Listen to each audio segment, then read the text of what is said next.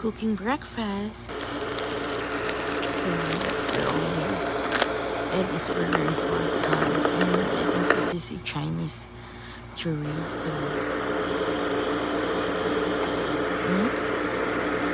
And next,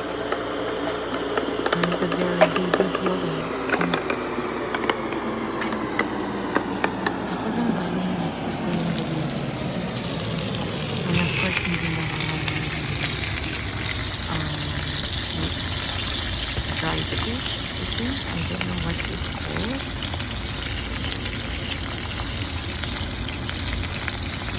And ako lang ba, or kami lang ba na hinuhugasan mo na yung ganyan bago i-fry to lessen the saltiness.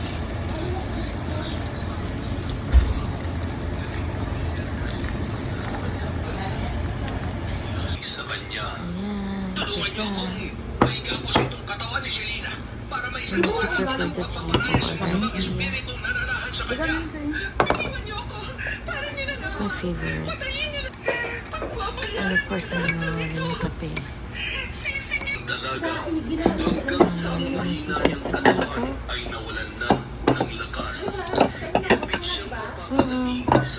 Kahit may spoon and fork, pero ang sarap pa rin magkamay sa ganyan.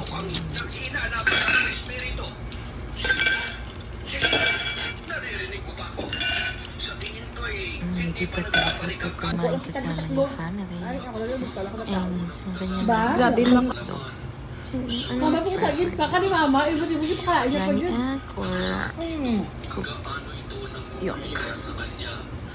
So, grabe, lasado to. Lasado. Happy tummy!